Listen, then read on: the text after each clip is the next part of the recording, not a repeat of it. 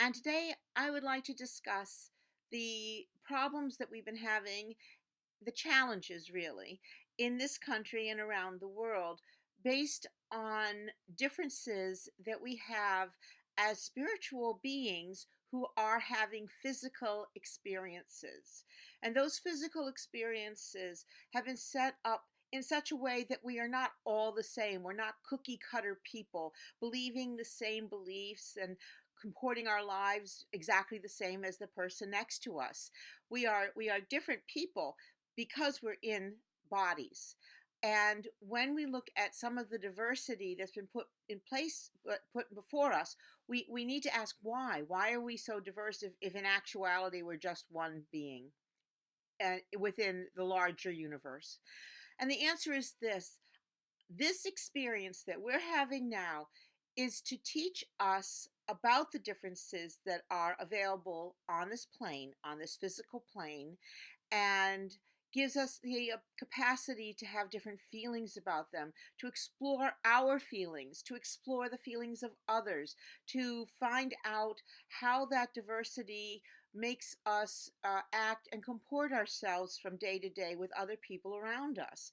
And so when people start to discriminate against people or act out of hatred towards other people, it is set up in such a way that they may be acting that way, but then another group of people will come in and say, well, this is not exactly proper. This is not the way that we should be treating each other.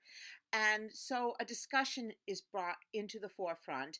Um, or say an atrocity such as happened in Kenya, which is a horrible, horrible massacre, occurs.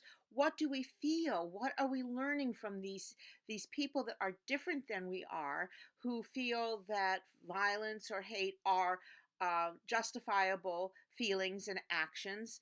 Uh, and our what we are here to learn is our capacity for exploring our own beings in these situations, and also to help others to realize that it's not through hate that we grow.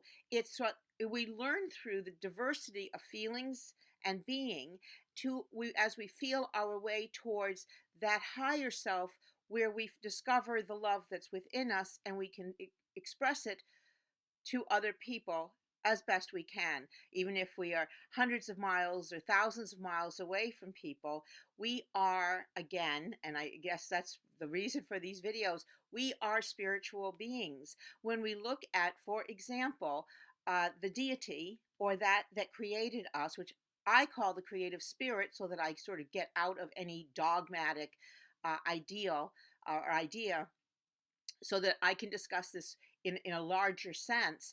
When we believe that we are part of that there's not some being that's sitting off to the side or up above or somewhere that's judging us or causing us to act away, but instead created us out of the energy of love so that we could learn how how to be in this love, how to exist in this love, and to accept other people through this love, even if these people are not exactly like us as we are in the physical body. Because after all, this physical body is a limitation. We are limited in time and space to this body while we are in it. But when we are not in it, we are spirit. We are as one entity within that creative spirit, that creator that created us. And so these are unfortunate events, but they are to be looked at as learning events. How do we teach people who are dedicated to the concept that differences mean that it justifies a feeling of hate or discrimination? How do we teach those people?